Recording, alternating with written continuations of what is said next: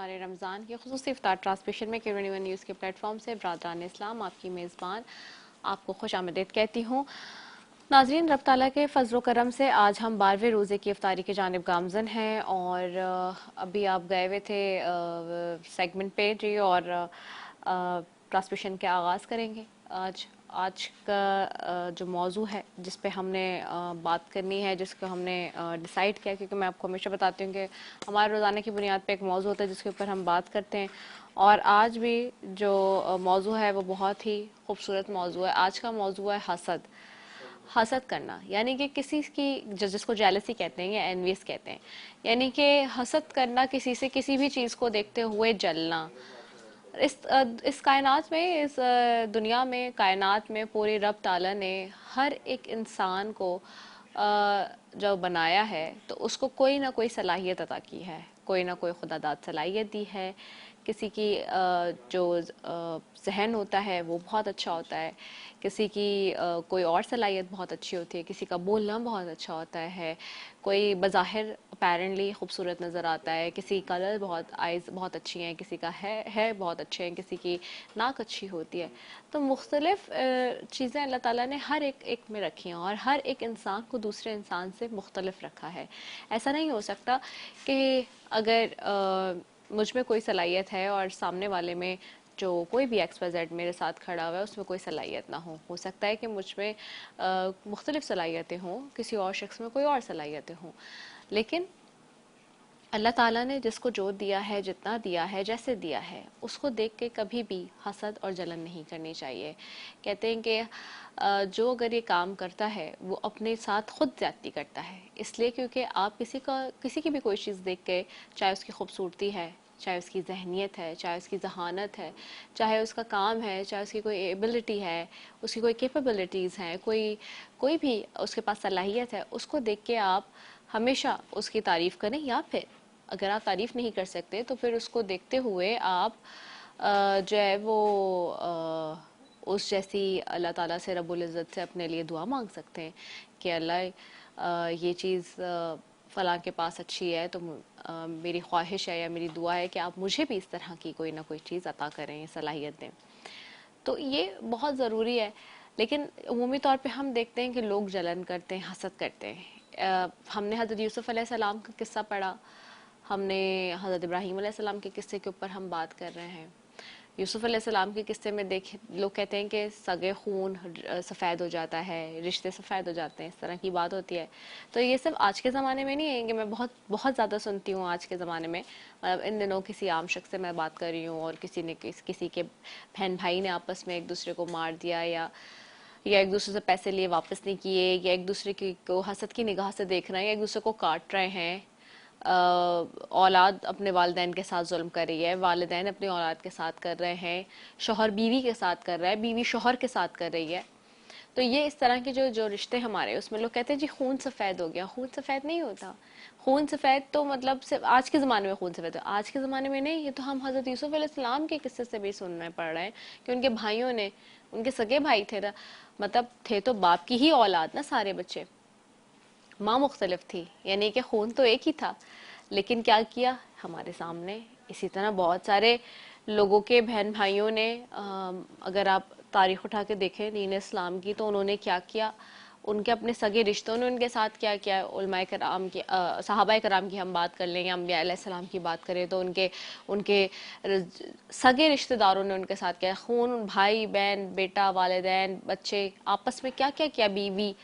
तो ये अभी से नहीं है, ये आजमाइशें शुरू से हैं, ये शुरू से हैं 1450 साल पहले से, और अब तक रहेंगी, क्योंकि यही हमारा जो है वो असल इम्तिहान है और यही हमारा असल मामला है इस दुनिया में। और ये सारे इम्तिहानात को पास करके ही हमने जाना है। तो ये भी इम्तिहानात का हमारे एक हिस्सा है कि जब आपको नज़र आता है कि आपकी जो सगे खून के रिश्ते हैं, या आपके जो रिश्तेदार हैं, या आपके जो करीबी लोग हैं, वो आपके साथ धोखा करें, या आपके साथ किसी भी किस्म की गद्दारी करें, या जुल्म करें, या गलत करें, या ज़्यादती करें। तो आज इस मौजू पे बात करेंगे, लेकिन तिलावत कुरान पाक से जी ट्रांसमिशन का आगाज़ जैसे कि होता है और रब ताला का जिक्र ही दिलों को मुनव्वर करता है, हमारी महफिल को भी मुनव्वर करता है। तो उसके लिए मेरे साथ कारी मोहम्मद सानी रोज़ानी की तरह मौजूद है, उनकी तरफ जाऊँगी। अस्सलाम वालेकुम कारी साहब, कैसे हैं आप? ये कौन सी सूरत है जिसकी तिलावत कुरान पाक समाअत करेंगे? चलिए जी।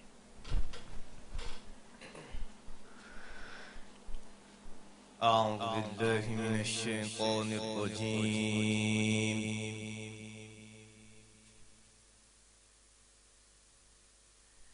بسم الله الرحمن الرحيم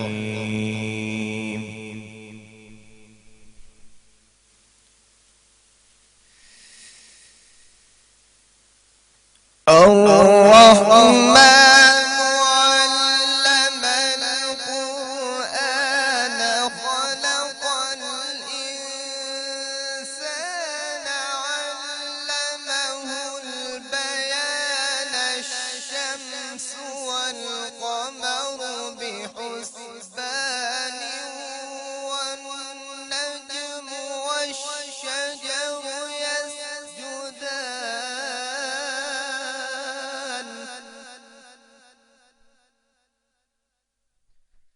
والسماء رفعها ووضع الميزان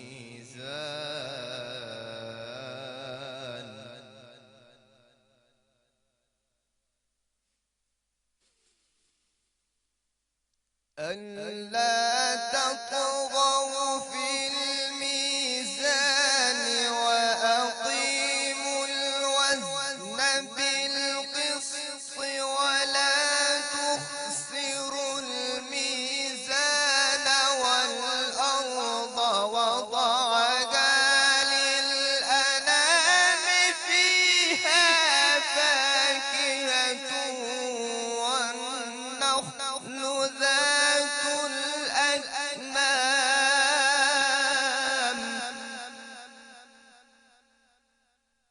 والحب ذو العصف والريحان فبأي آلاء ربكما تكذبان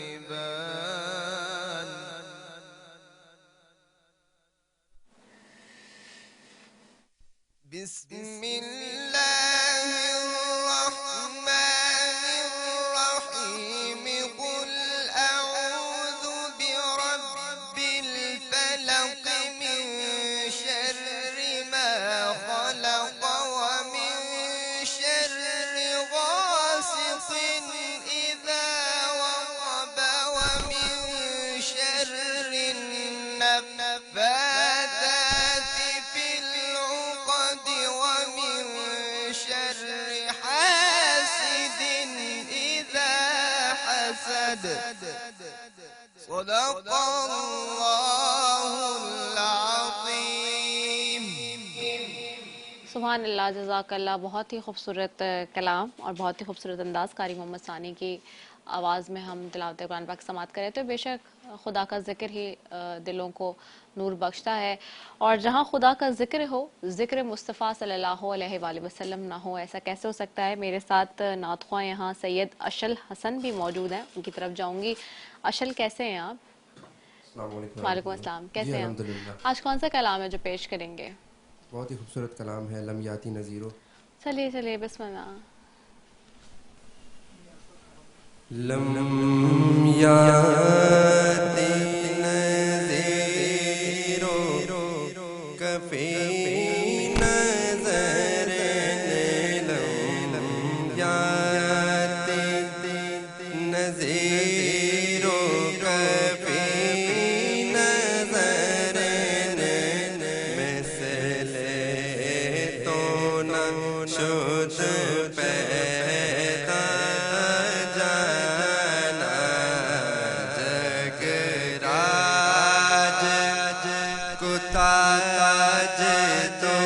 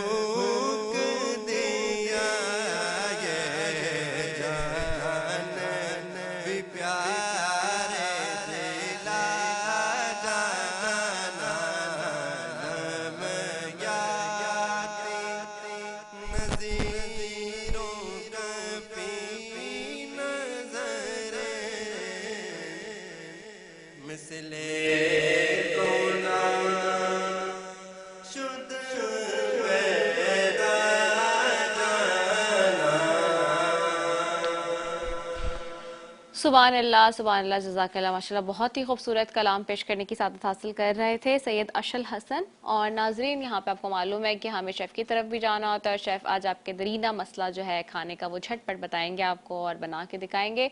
लेकिन जाने से पहले आज के आउटफिट की भी बात करते हैं। आज आप देख रहे हैं बहुत ब्यूटीफुल जो आउटफिट है जी, वो जो है मुझे भेजा है जी आबिज़ ने, आबिज़ कलेक्शन ने। और आबिस कलेक्शन ने जो है बहुत ही खूबसूरत आज का आउटफिट बनाया है। आप देख सकते हैं बहुत ही प्यारा बनाया गया है, बहुत ही खूबसूरत अंदाज में जी बनाया गया है और बहुत ही प्यारे कलर के साथ बनाया गया है आज का आउटफिट। तो thank you so very much Abis collection इतने खूबसूरत आउटफिट के लिए। तो यहाँ पे एक वक्फे की तरफ जा रही हूँ, उसके बाद वापस आती हूँ। अस्सलाम वालेकुम वरहमतुल्लाहि वबरकातुहू।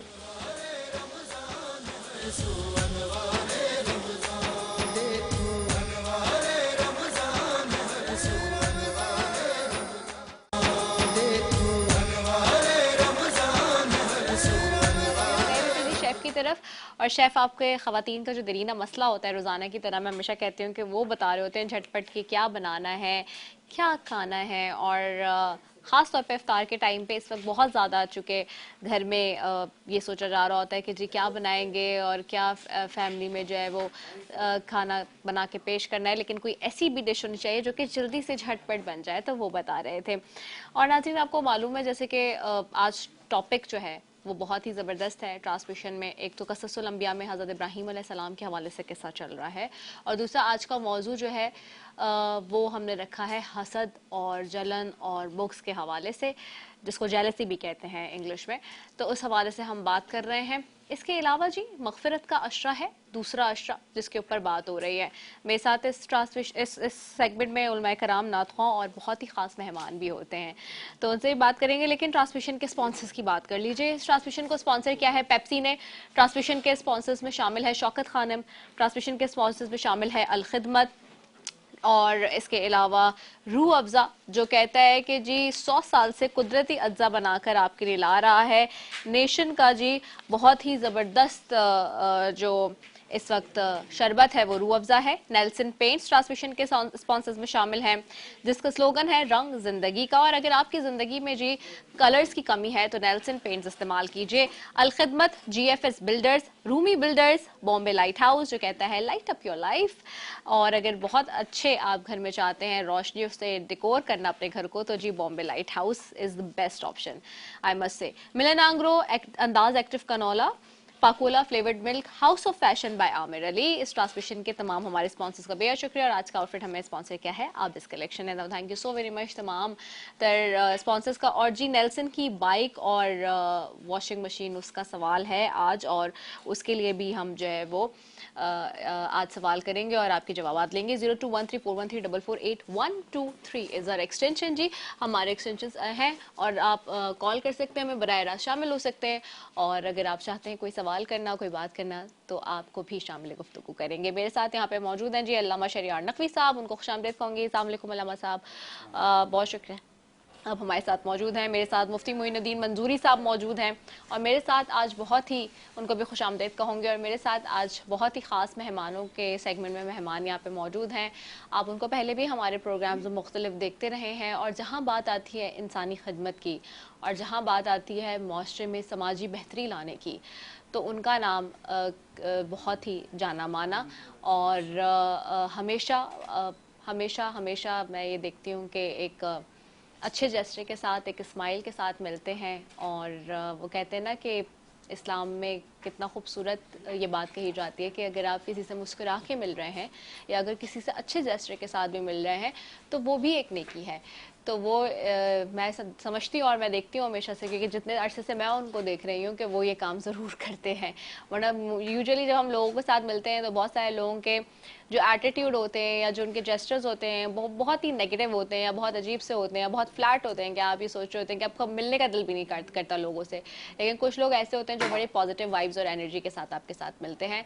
तो मेरे साथ नन अदर देन फरहान ईसा साहब मौजूद हैं। ईसा लेबॉर्ट्री के मालिक हैं जी, उनको खुशामदीद कहेंगे। बहुत शुक्रिया फरहान, कैसे हैं आप? अस्सलाम वालेकुम। वालेकुम अस्सलाम, thank you for inviting Rida, बहुत आपका पॉपुलर शो है and I am honoured to be here.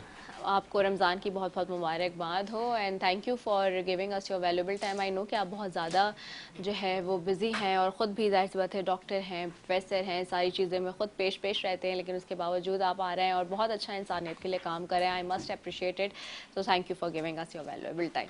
और मेरे साथ यहाँ पे नातख़्वां भी मौजूद हैं, महानूर राजपूत, उनको भी खुशामदीद कहूँगी। वेलकम महानूर, आपको भी सेट पे और आपको भी रमज़ान की मुबारकबाद। नाज़रीन, आज का जो मौजू है माज़रत के साथ मेरा, क्योंकि आपको पता है गला ठीक नहीं है पिछले 3 हफ्ते से, आज का मौजू इंतहाई अहम है और ये हसद का मौजू हमने रखा है। हसद, मैंने जैसे कि आगाज़ में बताया कि ये कोई ऐसा फैक्टर नहीं है कि आप देख के किसी को भी ये कहें कि भाई किसी के पैसे से ही सिर्फ आपको हसद हो गई। नहीं, इसमें ये एक इमोशन है और एक ऐसा इमोशन है जिसको आप खुद अपने साथ अगर आपके अंदर है तो ज्यादती कर रहे हैं, मैं ये समझती हूँ। क्योंकि किसी की भी कोई चीज़ होना, चाहे वो उसको कोई भी चीज़ उसकी, चाहे वो सलाहियत है, उसका रूप है, उसका रंग है, या उसका चलना पहनना, उसकी नौकरी, कोई भी चीज़ है XYZ, तो वो उसको रब ताला की तरफ से दी गई है। और जब आप किसी की ये चीज़ देखें तो हसद करने के बजाय मैं ये समझती हूँ कि अगर आप उसको ये कहेंगे माशाल्लाह या बहुत अच्छी लग रही है, या फिर आप अल्लाह से उस वक्त दुआ करें कि ऐसी, अगर आप चाहते हैं, आपको ख्वाहिश है किसी ऐसी चीज़ की जो किसी को देख के आप समझते हैं कि आपके पास नहीं है, तो आप उसी वक्त अल्लाह ताला से दुआ कर सकते हैं। तो बहुत सारी चीज़ें हैं कि जिसको आपको ये फैक्टर जो है आपके ऊपर आप तारी ना हो और आप इसको कंट्रोल में करें या आप खुद इससे दूर रहें। तो बहुत आज का मौजू बहुत प्यारा है, असर हाज़िर का मौजू है, क्योंकि बहुत से लोगों को हम देखते हैं कि कुछ लोगों के चेहरों पर और ज़बानों पर और उनके आपके साथ बिहेवियर में ही नज़र आ जाता है कि वो हसद कर रहे हैं, जलन कर रहे हैं। और या फिर ये होता है कि बहुत सारे लोग जो है वो दिल में आपके लिए हसद रख रहे होते हैं और मुंह पे अच्छा बन के आपके साथ जो है वो चल रहे होते हैं। तो ये मामलात हैं, इसी पे बात करेंगे। सबसे पहले अल्लामा शरियार नकवी साहब हैं, उनके पास जाऊँगी। अल्लामा साहब, बहुत ज़बरदस्त मौजू है आज का, हसद के हवाले से हम बात कर रहे हैं। तो ये जो हसद है ये एक इमोशन है, इमोशंस में अगर बात करें तो इसको कुछ लोग कहते हैं कि ऑटोमेटिकली कभी कभार लोगों के जहनों में या दिलों में ये चीज़ आ रही होती है, तो वो उसको कैसे काबू पा सकते हैं और हसद से बचने के लिए क्या करना चाहिए? बिस्मिल्लाहिर्रहमानिर्रहीम। सबसे पहले तो आपकी तारीफ़ करूँगा कि बहुत अच्छे मौजू पे गुफ्तगू का आज आपने इंतखाब किया कि इस पर बात होनी चाहिए। इससे पहले कि हम इसके क्या हल बताएं कि इसका छुटकारा कैसे पा सकते हैं, सबसे पहले ये जानना पड़ेगा हसद है क्या चीज़, हम किसको हसद कह रहे हैं। बहुत से लोगों को माने पता नहीं कि हसद है क्या चीज़। हसद असल में आप जो फरमा रही हैं कि इमोशन से कैफियत है। ये कैफियत कब तारी होती है? जब इंसान अदम बर्दाश्त का शिकार हो जाता है, जिसका पहले तो तर्जुमा ये आसान अल्फाज में जिसे जलन कहते हैं। हसद का अरबी में हुसूदुल और हसीदुल भी कहा गया, इस मादे से निकला है, जिसका तर्जुमा बनता है खटमल। खटमल इसलिए कहा गया जिस तरह खटमल इंसान का खून चूस रहा होता है, इसी तरह ये बीमारी जो कह लें आप, ये जो कैफियत है इंसान का खून अंदर ही अंदर से हसद करने वाले का खून चूस रही थी। अब हसद ये मिसाल के तौर पर किसी को किसी से जलन है। अब ये इसकी लफ्ज़ी तारीफ़ थी। इस्तिलाही तारीफ़ यह है कि किसी की मजहबी, ज़ाती या किसी और हवाले से किसी चीज़ को बर्दाश्त ना करना, इसको हसद कहते हैं। मिसाल के तौर पर मजहबी एतबार से किसी के पास अल्लाह ने बहुत ज़्यादा किसी को इल्म दे दिया तो अगला बैठकर हसद कर रहा होगा कि क्यों इसके पास क्यों, हालांकि इस क्यों का उसको कोई जवाब मिलना नहीं। इसी तरह किसी का स्टेटस बहुत अच्छा है, मिसाल के बाद डॉक्टर साहब माशाल्लाह बहुत अच्छा काम कर रहे हैं, लेबॉर्ट्री चल रही है पूरे मुल्क में, लोग आ रहे हैं इस्तेफादा कर रहे हैं, अब इनसे बैठकर कोई हसद करे तो उसको मिलना कुछ नहीं है सिवाय जलन के। अब बात ये होती है कि हसद को कुरान में, अहादीस में बहुत सी जगहों पर इसकी शिद्दत के साथ मुखालफत की गई। यहाँ तक कि रिवायत मिलती है कि हज़रत मूसा अलैहिस्सलातु वस्सलाम देखते हैं कि अर्श इलाही के तले कोई शख्स खड़ा है और अल्लाह ताला से सवाल करते हैं, परवरदिगार ये शख्स अर्श के नीचे कैसे। अब इस पे बहस नहीं कि वो अर्श से मुराद क्या है, हज़रत मूसा अलैहिस्सलाम ने कौन सा अर्श देखा, क्या था। रिवायत ये कहती है कि अर्श, इलाही अर्श के नीचे एक शख्स खड़ा है और अर्श के नीचे होने का मतलब है कि अल्लाह की अमान में खड़ा हो। मूसा अलैहिस्सलाम पूछते हैं, परवरदिगार ये अकेला शख्स यहाँ कैसे।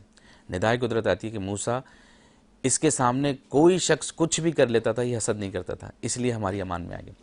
इसी तरह इमाम सादिक अलैहिस्सलातु वस्सलाम से रिवायत मिलती है कि हसद जो है, अल हसदो याकुलुल ईमान कमा ताकुलुन नार अल हतब, हसद ईमान को इस तरह खा जाता है जिस तरह जो है आग लकड़ी को खा जाती है। ये बहुत आसान सा एक फार्मूला, बहुत सिंपल ज़बान में, लेकिन इसके ऊपर गौर करने की ज़रूरत है कि आग लकड़ी को खा जाती का मतलब क्या है। इसका मतलब ये नहीं कि लकड़ी ख़त्म हो जाती, लकड़ी लकड़ी रहती है, उसका सिर्फ नाम बदल जाता है और राख में तब्दील हो जाती है, उसकी शक्ल बदल जाती है, वो काली हो जाती है। इसी तरह जो ईमान इंसान का जो बदल रहा है, वो कभी स्याह हो रहा है अंदर से, कभी जो उसकी कंडीशन बदल रही है, चेहरे का नूर ख़त्म हो रहा है। इसी तरह मौला कायनात अमीरुल मोमिनीन हज़रत अली अलैहिस्सलातु वस्सलाम फरमाते हैं, अल हसूद ला यसुद, हसद करने वाले को कोई फ़ायदा नहीं मिलता, कुछ भी कर ले वो। मिसाल किसी की गाड़ी अच्छी लग गया, वो अच्छी लग गई लेकिन उसको फ़ायदा कुछ नहीं मिलने वाला। इसी तरह जो है एक और चीज़ इसके जिसमें हम लोग गलती कर जाते हैं कि रश्क होता है। इमाम फरमाते हैं, इसी तरह इमाम सादिक अलैहिस्सलातु वस्सलाम से एक रिवायत है कि अल मोमिनो ला यग़बुत ला यहसुद, मोमिन हसद नहीं करता। इन्नल मोमिना यग़बुत वला यहसुद, मोमिन रश्क करता है, हसद नहीं करता। लेकिन मुनाफिक जो होता है वो हसद करता है, वो रश्क नहीं करता। थोड़ा सा फ़र्क है। मिसाल के तौर पर जैसे आपने अपनी गुफ्तगू के आगाज़ में कहा कि हम किसी को देख लें माशाल्लाह पढ़ लें, माशाल्लाह कह दें। अब रश्क ये होता है कि सुभान अल्लाह, अल्लाह ने डॉक्टर साहब को क्या मकाम दिया, अल्लाह ने अल्लामा साहब को क्या मकाम दिया, फ़लाँ को क्या मकाम दिया। जब आप सुभान अल्लाह और माशाल्लाह करके कहते हैं, इसका मतलब आप रश्क कर रहे हैं। उसका अल्लाह ताला मुमकिन है अजर भी दे, उसका हो सकता है अल्लाह ताला कुछ हमें फ़ायदा भी दे दे, लेकिन आप ये बैठकर ये सोचेंगे इनको ये मकाम मिल गया, हमें क्यों ना मिला, तो इसके बारे में शदीद मुखालफत और ममानियत की गई है। अब होता क्यों है, चंद वजूहात हैं। मैं बड़ी जल्दी से अपनी बात को करके फिर उस आपके सवाल की तरफ आऊँ। सबसे पहले हसद होता है कॉम्प्लेक्स की वजह से। इंसान अपने आप को कमतर समझ रहा होता है कि मेरे पास नहीं है, या शायद वो समझता है मेरे पास ये स्किल्स नहीं है, मैं नहीं कर सकता हूँ, इस वजह से होता है। एक दफ़ा ये होता है कि वो इंसान अल्लाह की दी हुई नेमतों से नाउमीद हो जाता है कि उसने इसे दे दिया, मुझे नहीं दिया, जबकि अल्लाह, उसका भी अल्लाह, मेरा भी अल्लाह है, हम सबका अल्लाह है, हम सबका मालिक है। जो उसे देने पर कादिर है वो मुझे भी दे सकता है, बजाय इसके कि मैं उससे मांगूँ, मैं उससे हसद कर रहा हूँ। तो एक दफ़ा हम अल्लाह की नेमतों से जो है इनकार कर रहे होते हैं, कुफ्र कर रहे होते हैं, एक दफ़ा ख़ुद को कम समझ रहे होते हैं, एक दफ़ा हमारे दिमाग में वो चीज़ आ ही नहीं रही होती कि वो चीज़ उसी के साथ मुख्तस है, किसी और के साथ मुख्तस नहीं है। अब इसका हल क्या है जो आप फरमा रहे हैं, इससे कैसे बचा जाए? सिंपल सी बात है। मिसाल के तौर पर अल्लाह ने अगर किसी को दे दिया तो सबसे पहले तो ये सोचना चाहिए, अल्लाह ने अगर उसको दिया है तो उसका सवाल भी उसी से होगा, उसका जवाब भी उसी ने देना है। मिसाल के तौर पर मुझसे कोई सवाल करता है कि भाई आदम अलैहिस्सलाम को नबी बनाया, मुझे नबी क्यों नहीं बनाया? एक सवाल है मिसाल के तौर पर, बिल्कुल समझाने के लिए अपने देखने वालों को। भाई मैं भी तो अल्लाह का बनाया हुआ बंदा हूँ, मैं भी खाक से बना हूँ, वो भी खाक से बने, बारह इस बहस में नहीं जा रहा। उन्हें नबी बनाया, मुझे क्यों नहीं बनाया? तो इसका सिंपल सा जवाब ये कि जिन्हें नबी बनाया उन्हें तो ये भी कहा कि इस दरख्त के पास नहीं जाना, हल्का सा टच किया तो फिर बाहर, जन्नत से बाहर। हमारे साथ तो ऐसा नहीं, हम कितनी नाशुक्री करते हैं, कितना कुफरान नेमत कर रहे हैं, हम क्या कुछ नहीं कर रहे, उसके बाद भी अल्लाह जो है, हम गुनाह पे गुनाह किए जा रहे हैं और वो अता पे अता किए जा रहा है। तो नबी का मकाम जितना ऊपर है उतनी सख्ती ज़्यादा है। इसी तरह इंसान का मकाम जितना ऊपर होगा उतना उससे सवाल होगा। तो बहरहाल इंसान को अल्लाह की दी हुई नेमतों पर शुक्र अदा करना चाहिए। एक तो हल ये है कि भाई उसके पास है तो अल्लाह जाने, वो जाने, उसका सवाल उसी के जवाब, एक ही। दूसरा ये कि जब इंसान ये सोचेगा कि भाई मैं अल्लाह का बंदा हूँ और अगर मैं मेहनत करूँगा तो अल्लाह मुझे छोड़ेगा नहीं, एक ही हल है। तीसरा ये कि अपने आप को जहनी तौर पर इतना ऊपर लाना चाहिए कि शायद मैं अभी इस मकाम पर पहुँचा ही नहीं हूँ कि मुझे ये चीज़ हासिल हो जाए। यहाँ तक कि मैंने नहजुल बलागा में पढ़ा, इमाम फरमाते हैं कि मैं हैरान होता हूँ, मुझे ताज्जुब होता है उस शख्स पर कि जो हर शय से तो हसद करता है, इंसान की सेहत से तो हसद नहीं करता। आप देखें सोसाइटी में लोग घूम रहे हैं, कभी कोई नहीं कहेगा बहुत सेहतमंद इंसान जा रहा है, एक बहुत माशाल्लाह फरबर शख्स जा रहा है, इस तरह की बात नहीं होगी। क्या गाड़ी जा रही है, क्या घर बनाया हुआ है, क्या ये, क्या मोबाइल, लोग इन चीज़ों में लगे हुए हैं। आसान हल इसका ये है कि अपने आप को समझाइए कि जब हम इस काबिल हो जाएंगे परवरदिगार आलम हमें भी अता करेगा। अल्लाह अकबर। बहुत ही खूबसूरत अंदाज में अल्लामा शहरियार नकवी साहब रोशनी डाल रहे थे हसद के मौजू पे। आगे बढ़ूंगी जी, मेहमान भी, उनसे भी बात करूंगी। फरहान, ये बताइए कि हम क्योंकि सारे ही अपने मेहमानों से सवाल कर रहे हैं कि रमज़ान मुबारक के महीने में अगर फरहान से पूछा जाए तो वो बहुत डिसिप्लिन है या फिर वैसे भी अपनी लाइफ में अमूमी तौर पे भी डिसिप्लिन ही रखते हैं? आई थिंक कि रमज़ान में शायद डिसिप्लिन थोड़ा बढ़ जाता हो, लेकिन इस्लाम हमें डिसिप्लिन ही सिखाता है। नमाज से शुरू होता है, टाइमिंग्स हैं, हर चीज़ के टाइमिंग्स हैं। और मैं समझता हूँ कि ये टाइम मैनेजमेंट जो इस्लाम सिखाता है, वही चीज़ जो उसको फॉलो करते हैं ना, वही सक्सेसफुल हो जाते हैं। टाइम सबके पास 24 घंटे ही है। How you manage your time, जैसे मैं आपको भी देखता हूँ आप इतनी चीज़ों में इन्वॉल्व हैं, तो ये टाइम मैनेजमेंट इस्लाम सिखाता है, डिसिप्लिन सिखाता है। और दूसरा जो है अल्लाह का शुक्र अदा करने का भी एक हमें अपॉर्चुनिटी ज़्यादा मिल जाती है। फैक्ट बात यह है कि अल्लाह ताला जो है वो सबको नवाजता है। किसी को दौलत से नवाजता है, किसी को सेहत से नवाजता है, किसी को औलाद से नवाजता है, किसी को हर चीज़ से नवाजता है। हम लोग, जो आपका टॉपिक इतना अच्छा है कि हम अपनी नेमतों को भूल जाते हैं और दूसरों की नेमतों को देखना शुरू करते हैं और कंपैरिजन करना शुरू करते हैं। 5 उंगलियां बराबर नहीं है, घर में भी बराबर नहीं होते। Yes. तो ये जो तो मैं समझता हूँ ये महीना इतना मुबारक है कि थोड़ा सा हमें और सोचने का मौका मिल जाता है। और जहाँ तक रमज़ान का ताल्लुक़ है, जैसे फास्टिंग का ताल्लुक़ है, मैं तो मेडिकल पॉइंट ऑफ व्यू से कहूँगा कि इतना इम्पॉर्टेंट है ये फास्टिंग कि रेगुलर डेज़ में भी कहा जाता है कि फ़ास्टिंग की जाए 10 से 14 घंटे के लिए, जिससे कोलेस्ट्रॉल, शुगर वगैरह सब नॉर्मल हो जाती अभी है। मैं हम लोग उस दिन यही बात कर रहे थे मुफ्ती साहब और हम आगाज़ में जब हमने पहले अशरे में और शुरू के रोज़ों में यही बात हो रही थी कि रब के जब हम रमज़ान की फजीलत पे बात कर रहे थे, तो जब पहले ही अशरे में तो हम यही डिस्कस कर रहे थे कि इंटरमिटेंट फास्टिंग का जो अभी आया है कॉन्सेप्ट, वो अब आ रहा है पूरी दुनिया में। कि हम देखते हैं कि जी हॉलीवुड, बॉलीवुड, सारे एक्टर्स और सब लोग उसके ऊपर बात कर रहे हो लगे में। और रमज़ान मुबारक का जो कॉन्सेप्ट है और जो रोज़े का, पहले यही नॉन मुस्लिम लोग जो है एक ज़माने में मुसलमानों को कहते थे कि अल्लाह तुम लोग कितना जुल्म कर रहे हो, तुम्हारे अल्लाह ने तुम्हारे ऊपर जुल्म कर रखा है, नाउज़ुबिल्लाह इस्तग़फ़ार। और अब आज देखें, आज इसी को साइंस ने चूँकि अब तहकीक करके जो उनके सामने पेश किया है, तो वो किस तरह से इसके ऊपर बात कर रहे हैं। तो हमारे पास तो हमारा मज़हब इतना ही प्यारी चीज़ है, वो सारी चीज़ें ले आया जो हमें जिसके ऊपर साइंस आज रिसर्च करके बात करी है। और आप तो खुद एक प्रोफेसर हैं, डॉक्टर हैं, बेहतर तरीके से जानते हैं कि लोग किस तरह से उसके साथ इवॉल्व हो रहे हैं। लेकिन हमारे पास तो ये सारी चीज़ें पुरानी, जिन जिन बातों पे, जिन जिन अच्छी चीज़ों पे अल्लाह ताला के लोग सवाल उठाते थे, इवन हमारे यहाँ खुद भी जो लोग जो है वो इसमें उज़र पेश करते थे रोज़ा रखने में और सारी चीज़ें, आज सबको रियलाइज़ हो रहा है कि कितनी सारी चीज़ें जो राज हैं वो पोशीदा है रब ताला के, तो वही जानता है, जो कि बाद में जो है वो सारी चीज़ें हमारे सामने खुल कर आ रही हैं। जी। और ये जो एक और चीज़ है ना, हसद के साथ जो एक चीज़ जो उसको एक सीक्वली होता है, वो होता है गीबत।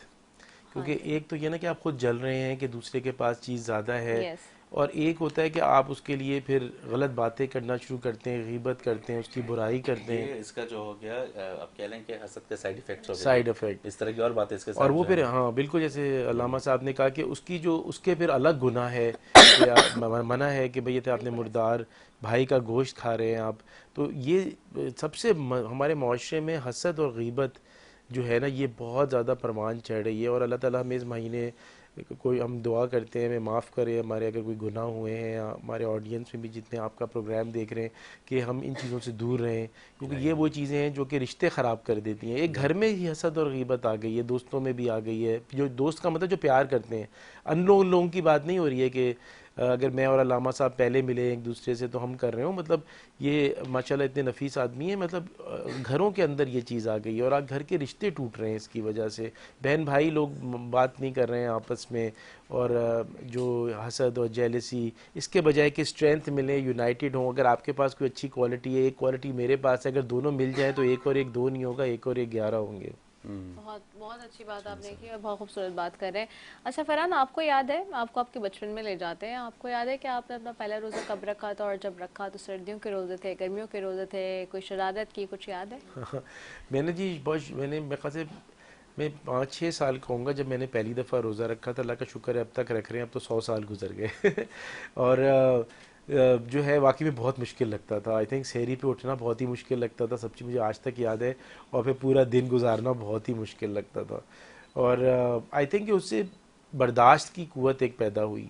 वो बर्दाश्त जब हम बिज़नेस भी करते हैं या लोगों से, जो तीसरी चीज़ के ऊपर मैं बात करना चाहूँगा वो टॉलरेंस है। ये सब चीज़ें पहले अपने अंदर फ़िज़िकल टॉलरेंस हमने पैदा करने की कोशिश करी, लेकिन बाद में मुझे अंदाज़ा हुआ कि ये रोज़े रखने से इमोशनल टॉलरेंस भी पैदा होती है। टॉलरेंस और टॉलरेंस है कि आप लोगों के साथ कैसे बैठ सकते हैं, उनके डिफरेंट ओपिनियंस को कैसे आप सुन सकते हैं। लड़ाई करने की ज़रूरत नहीं है, हर एक का अपना ओपिनियन है, और रिस्पेक्ट कैसे दे सकते हैं। तो मैं समझता हूँ कि रमज़ान में जो चीज़ मैंने सीखी वो सबसे ज़्यादा टॉलरेंस, बर्दाश्त करना, और बर्दाश्त के बाद जो है वो रिस्पेक्ट करना दूसरों के ओपिनियंस को, और हुक्म कैसे लाया जाता है, और discipline. I think that was the best thing. सही। ठीक हो गया, आगे बढ़ेंगे। मुफ्ती मोहिउद्दीन मंसूरी साहब भी मेरे साथ मौजूद हैं। मुफ्ती साहब, मैं इसको थोड़ा सा ऐसे भी कनेक्ट करूंगी कि हम हज़रत यूसुफ़ अलैहिस्सलाम का वाक़या हमने पिछले दिनों जो है वो यहाँ पे क़ससुल अंबिया में डिस्कस किया। अभी हम हज़रत इब्राहीम अलैहिस्सलाम का कर रहे हैं और हज़रत यूनुस अलैहिस्सलाम का किया। अब जैसे कि भी फरहान ईसा साहब की बात से भी मैं निकाल लूँ, वहीं से भी कॉन्टेक्स्ट के भी उनका कि घरों में, रिश्तों में भी हम देखते हैं। अच्छा, मैं यह आगाज़ में आज बता रही थी, जब मैं एक्सप्लेन कर रही होती हूँ टॉपिक का आगाज़ में, आज शुरू में मैं अपने सेगमेंट में यही कह रही थी कि ये बात हम आज सुनते हैं कि आजकल के दौर में ऐसा हो गया कि खून सफ़ेद हो गया, लोग इस तरह की बात करते हैं। और देखो भाई भाई को एक दूसरे से नफ़रत हो रही है, या बीवी शौहर के आपस में मामलात बहुत ज़्यादा ख़राब हो रहे हैं, वालिदैन बच्चों के साथ, और इस तरह से। लेकिन हम 1450 साल पहले चले जाएं और उससे भी थोड़ा पहले चले जाएं, हम देख रहे हैं यूसुफ अलैहिस्सलाम का मामला। भाई हैं, सगे भाई हैं ना, वालिद तो एक ही है, मदर अलग है, खून तो एक है, खून तो है ना, लेकिन किस तरह से उन्होंने किया अपने भाई के साथ। तो कहने का मकसद है कि जो परेशानियां थी, जो मुसीबतें थी, शायद हमें ये लगता है कहीं ना कहीं आज के जी सिर्फ शायद हमारे साथ ही हैं। हम जब अपने लोगों से बात सुनते हैं, जब उनको सुन रहे होते हैं, उनसे मिल रहे होते हैं, तो वो इस तरह प्रेजेंट कर रहे होते हैं कि शायद परेशानियां और मुसीबतें उन्हीं के साथ हैं, या आजकल के ज़माने में। लेकिन ये तो हमें शुरू से दिखाई गई है कि किस तरह से परेशानी आपके पास हो या मुसीबत हो, तो आपने उसको किस तरह टैकल करना है और आपने उसको कैसे लेके चलना है। तो जो जलन, हसद है, ये कोई आज का फैक्टर तो नहीं है। दैट मीन्स कि ये हमेशा से रहा है, लेकिन लोगों को आज भी इस बात को नहीं समझ में आती, ये बात उन्हें, कि जो वो कर रहे हैं उसका हिसाब उन्होंने देना है, एक एक चीज़ का। आज लोग ज़्यादा आसानी से शायद ये कह देते हैं, क्योंकि हम वो जो जितने भी इस वक्त किस्से डिस्कस कर रहे हैं उसमें ये कि लोगों को निदामत हो गई, शर्मिंदगी हो गई, आखिर में जाके उन्होंने कोई ना कोई तौबा कर ली। ज़ुलेखा का हमने देखा, या उनके भाइयों का देखा, इसी तरह से हज़रत इब्राहीम अलैहिस्सलाम का भी हम कर रहे हैं, उसमें हम देख रहे हैं। तो मुख्तलिफ उसमें हम देखते हैं कि जी आखिर में जो है वो कोई ना कोई उसमें उनको। लेकिन यहाँ पे इन दिनों ये होता है कि लोगों को, एक तो लोग गलत भी कर रहे हैं और फिर उसके बाद नदामत भी नहीं है। तो जो जलन और हसद कर रहे हैं वो समझते हैं कि जी वो राइट पे हो, कहते नहीं जी इसके पास है तो हमारे पास भी होना चाहिए, बस होना चाहिए, चाहे कुछ भी करो उसके लिए, चाहे कुछ भी कर गुजरो, गलत सही की सब जो डेफिनेशन है और जो तफरीक है वो ख़त्म हो जाती है। क्या कहेंगे? बिस्मिल्लाहिर्रहमानिर्रहीम, अल्हम्दुलिल्लाहि रब्बिल आलमीन, वल आक़िबतु लिल मुत्तक़ीन, वस्सलातु वस्सलामु अला सय्यिदिल अंबिया'i वल मुरसलीन, वल्हम्दुलिल्लाहि रब्बिल आलमीन। यकीनन आज का जो मौजू है ये एक अहम तरीन मौजू है, और हर ख़ास व आम, आलिम और गैर आलिम, डॉक्टर, आम लोग, हर मकतब फ़िक्र के लोग, हर शोबे के लोग इसमें कहीं ना कहीं मुब्तला है। तो सबसे पहले तो मैं यही बस कहूँगा कि अल्लाह तबारक व तआला ने इंसान को बनाया, और बनाने के बाद अल्लाह ने खुद ने फरमाया खुलिकल इंसानु ज़ईफ़ा, कि मैंने इंसान को कमज़ोर बनाया है। इंसान की फितरत में ये बात शामिल है कि इंसान कमज़ोर है, और यही तो चीज़ है जो इंसान को जन्नत और जहन्नम के रास्ते की तरफ मुतवज्जह करता है। अल्लाह ने जो एक आजमाइश, दुनिया को जो आजमाइश गाह बनाया है, और दुनिया सजनुल मोमिन, मोमिन के लिए जेल खाना बनाया है, और ये असबाब की घर है, तो इसी वजह से तो है कि इंसान को कमज़ोर। अब इंसान इसमें कामयाबी और कामिरानी कैसे हासिल हो, इसके लिए इंसान को जद्दोजहद करते रहने हैं, और इसके लिए सबसे बेहतरीन तरीक़ेकार तो यही है कि वो अल्लाह वालों के सोहबत पे रहे। सोहबत का बड़ा असर है ज़िंदगी में। अगर जिसके ज़िंदगी में सोहबत नहीं है तो वो समझे कि वो भटका हुआ आदमी है, उसको किनारा नहीं मिलता। और ये जो हसद का जो एक कॉन्सेप्ट है, ये हसद आपने हज़रत इब्राहीम अलैहिस्सलाम तक या हज़रत यूसुफ अलैहिस्सलाम का तज़किरा किया, इससे भी आगे थोड़ा सा चले ना, जब कायनात की इब्तिदा हुई, और इब्तिदा हुई नहीं अभी, बल्कि दाग बेल डाली गई, हज़रत आदम अलैहिस्सलाम को बनाया गया सिर्फ, और बनाकर कहा कि फस्जुदू, अल्लाह ने फरमाया कि सजदा करो, सब ने सजदा किया मगर फसजद इल्ला इब्लीस, मगर इब्लीस ने सजदा नहीं। वो क्या चीज़ थी? हसद था। वो कहता था कि मैं आग से बनाऊं और मैं मिट्टी के सामने झुक जाऊं। और फिर जब अल्लाह तबारक व तआला ने कायनात को बनाया और एक मामला हो गए सारे दुनिया में जब आ गए, तो दो भाई हाबिल और काबिल, दोनों भाई के दरमियान जो कत्ल का एक अंदोनाक वाक़या पेश आया, जो एक जिसके बाद दुनिया दो सिमत में चली गई, वो भी इस हसद की वजह से था। अल्लाह के रसूल सल्लल्लाहु ताला अलैहि वसल्लम ने इसकी शदीद न सिर्फ मजम्मत की, बल्कि अपने असहाब को बाकायदा हमेशा तरबियत देते रहे और पूरी कोशिश करते रहे। अल्लाह के रसूल एक मकाम पे फरमाते हैं कि ये हसद है, ये हसद आपके नेकियों को, नूर को बुझा देता है। आप अलैहिस्सलाम तशरीफ़ फरमा थे मस्जिद नबवी में, और तमाम सहाबा तशरीफ़ फरमा थे। अल्लाह के रसूल ने फरमाया कि अभी एक शख्स आएगा और वो जन्नती है। तो तमाम सहाबा ने देखा कि एक अंसारी मस्जिद में आ रहा है और उसके बाएं हाथ में चप्पल है और दाढ़ी से जो है ना वो क्या नाम है वज़ू के पानी टपक रहे। सहाबा ने देखा, रश करते रहे कि माशाल्लाह। दूसरे दिन भी अल्लाह के रसूल ने ऐसे ही फरमाया कि अभी एक शख्स आएगा वो जन्नती है। तो दूसरे दिन भी देखा उसी हालत में वैसी। तीसरे दिन अल्लाह के रसूल ने तो उसी हालत में वो तशरीफ़ लाए। तो हज़रत अब्दुल्ला इब्न उमर इब्न आस रज़ी अल्लाह ताला अन्हु फरमाते कि मेरे दिल में ये बात आई कि आखिर इसके अंदर कौन से ऐसे अमाल है कि जिसकी वजह से इसको अल्लाह के रसूल 3 मरतबा जन्नती कह चुके। देखिए वो चले गए, बाहर निकले, मस्जिद से निकल के उस शख्स के पास गए, साहबी रसूल के पास, और जाकर कहने लगे कि यार मेरे वालिद मोहतरम के साथ मेरा कुछ तनाज़ा हो गया, उन्होंने मुझे घर से निकाल दिया है और मेरे पास अब रिहाइश के लिए कोई जगह नहीं है।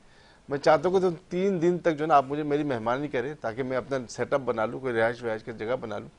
उसने कहा ठीक है। साहबा तो थे सर, तो चले गए और वहाँ एक रात गुजरी, 2 रात, तीसरी रात के बाद जो है ना सोच में यार कोई ऐसी अमाल इसके अंदर नहीं है हमसे हट कर कि जिसकी वजह से हम इसको, अल्लाह के रसूल ने 3 मरतबा जन्नती कहा, कोई अमाल इसके अंदर नहीं है।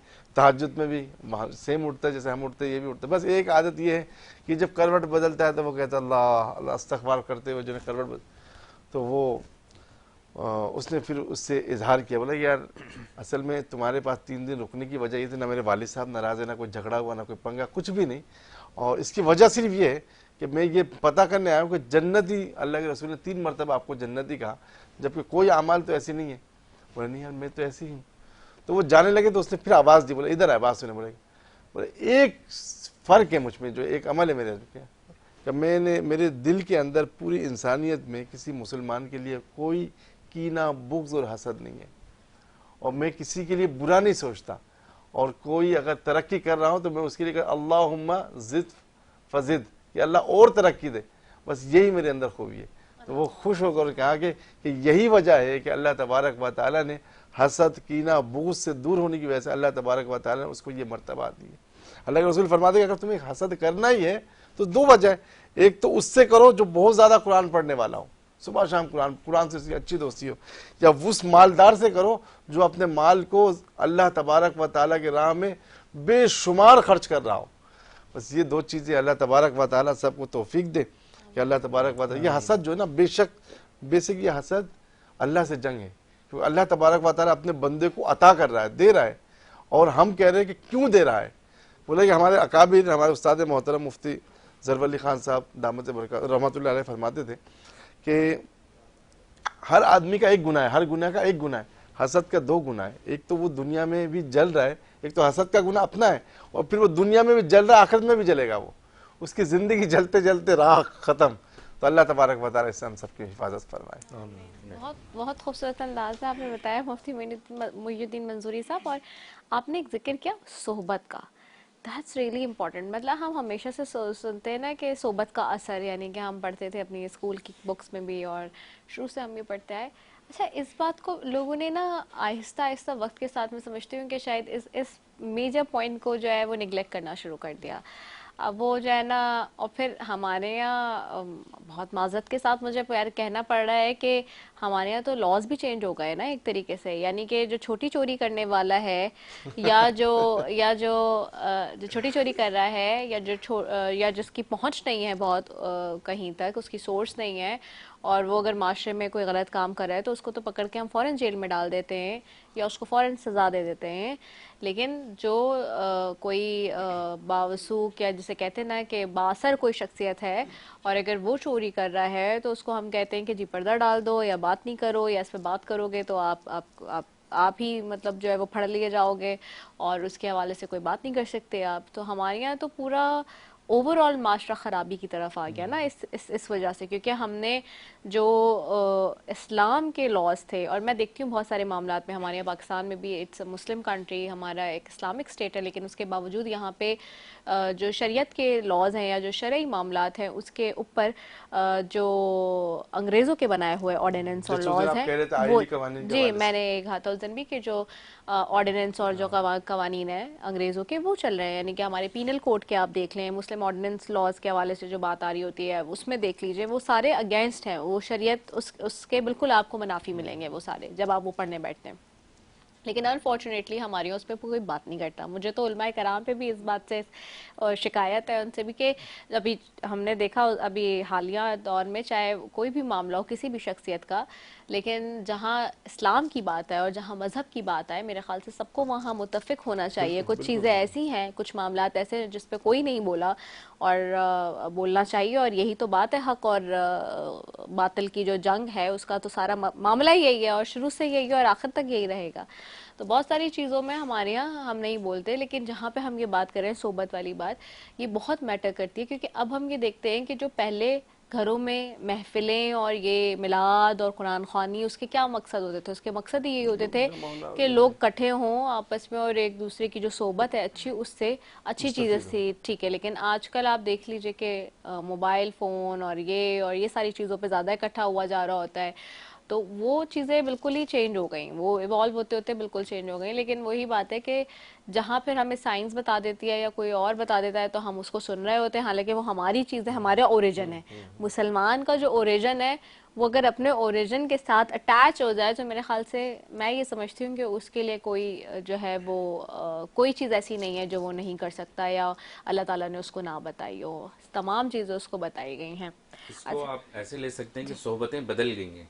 हाँ जी, इसको आप इस तरह ले लें, पहले जैसे बुजुर्गों की सोहबत, जैसे मुफ्ती साहब फरमा रहे थे, या अभी आपने मोबाइल की मिसाल दी, तो सोहबतें बदल गई, हमने सोहबतें बदल दी, हमने नई जनरेशन को छोड़ दिया सोहबतें बदलने के ऊपर। अच्छा इसमें सिर्फ नई जनरेशन ही कता कलाई माफी है सबकी बात कर रहा हूँ मैं तो ये कहती हूँ कि आई एम वेरी सॉरी, मतलब मैं बहुत विद ड्यू रिस्पेक्ट मैं देखती हूँ कि हमारे बड़ों में भी बहुत सारी चीज़ें वो नहीं है जो कुरान और इस्लाम के, वो भी हमें वो बातें बताते हैं जो मिथ्स हैं। जब हम खुद पढ़ने बैठे, आज से जब 6-7 साल पहले मैंने ट्रांसमिशन शुरू की तो उस वक्त तक मेरे पास उतनी कोई मालूमात शायद नहीं थी, सिर्फ उतनी ही थी जितनी अपने बड़ों से सुनी और पढ़ी और सारी चीज़ें। लेकिन जब वक्त के साथ साथ खुद पढ़ा तो सब पता चला कि उलमाए कराम ने बहुत सारी बातें, या हमारे बड़ों ने को भी उनसे ही पता चली, तो वो तो मिथ्स हैं, उसके तो बिल्कुल अगेंस्ट चीज़ें जो कुरान में लिखी हैं और जो हम हदीस में पढ़ते हैं। और फिर जो तो बहुत हैरानी हुई बहुत सारे मामलात पे कि ये तो ऐसे नहीं है, ये तो ऐसे नहीं, ये ऐसे नहीं हो सकता है। इसमें मैं इस चीज़ को इस तरह देखता हूँ, हो सकता है डायमेंशन का फ़र्क हो।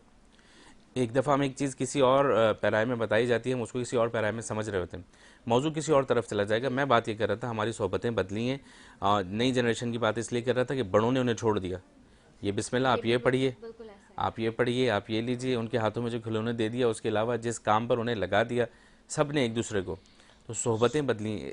मैं कतन इस बात से इत्तफाक नहीं करूँगा कि सोहबतें ख़त्म हुई, सोहबतें अभी भी हैं, बदली हैं। नहीं बिल्कुल सही कह रहे हैं, अभी भी है। मतलब अगर कोई, खैर मैं अपनी बात ना करूं, लेकिन बहुत सारे लोग ऐसे हैं कि मैं इसमें नहीं जाना चाहती कि जी तारीफ है, कि बहुत सारे लोग ऐसे हैं कि जो बहुत अच्छे अंदाज में, यंगस्टर्स को मैं देख रही हूँ जिनको पता है चीज़ों का और वो अपने थॉट्स एंड माइंड्स के साथ बहुत क्लियर हैं, उनको पता है कि ये चीज़ ऐसे है तो ये ऐसे ही है। नहीं, मैं जो अर्ज कर रहा हूँ उसमें डॉक्टर साहब भी इत्तफाक करेंगे, मुफ्ती साहब भी, जब तक आप किसी को रास्ता देंगे नहीं तो वो चलेगा कैसे रास्ते पर? पहले आप रास्ता फराहम कीजिए, उसके बाद कहिए कि सिरात मुस्तकीम में चल रहा है या नहीं चल रहा। इसीलिए जो बात अभी मौलाना फरमा रहे थे कि तख्लीक से पहले जो था, तो आदम अलैहिस्सलाम जब नबी बना के भेजा तो पहले नबी बनाया, उसके बाद बंदा बनाया। पहले सिरात मुस्तकीम दी, उसके बाद चलने का हुक्म दिया। तो मसला ये है कि अगर हम रास्ता दे दें तो सोहबतें बदल सकती हैं इंशाल्लाह। सोहबत पे इंशाल्लाह तफसीली बात हो सकती है, अगर बात मौका लगे तो इंशाल्लाह। और सोहबत की बड़ी बरक़ात है। मैं एक, अगर वक्त है, अगर आप वक्फ़े में जा रहे हैं तो फिर बाद में बात करेंगे। हाँ, मैं इसके नेक्स्ट उस पर हम बात कर सकते हैं बिल्कुल वक्त, क्योंकि आपको पता है कि वक्फे का भी होता है। मेरे साथ यहाँ पे नातख़्वा मौजूद है महानूर राजपूत, और उनकी तरफ जाऊंगी। महानूर, आज कौन सा कलाम है जो पेश करेंगी? क्या कलाम तैयार करके लाई हैं? ऑन है। पहले तो मेरी जानिब से अस्सलामु अलैकुम व रहमतुल्लाह। और माशाल्लाह मैं तारीफ़ मेरा दिल चाह रहा है मैं कर दूं। माशाल्लाह आप लोगों का सेट देखकर मुझे बहुत खुशी हो रही है। हर साल की तरह इस साल भी आप लोग जो है आगे हैं, और अल्लाह पाक आप लोगों की इस काविश को अपनी बारगाह में कबूल अता फरमाए। मैं कलाम जो है वो पेश कर देती हूँ। अल्लाह पाक मेरी हाज़िरी को कबूल अता फरमाए। हाल दिल किसको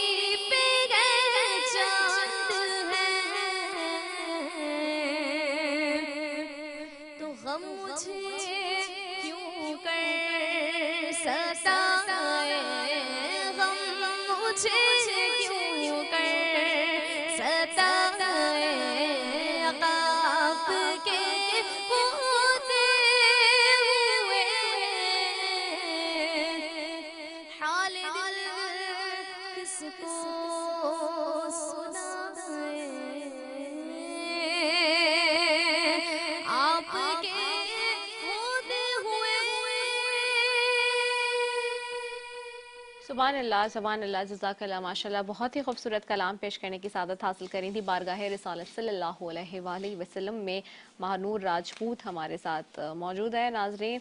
और एक वक्फे पे भी मैंने जाना है, जल्दी जल्दी वक्फे पे जाते हैं जी, और वक्फे के बाद वापस आएंगे, यहीं से गुफ्तगू के सिलसिले को आगे बढ़ाएंगे। अस्सलाम वालेकुम वरहमतुल्लाहि वबरकातुहू।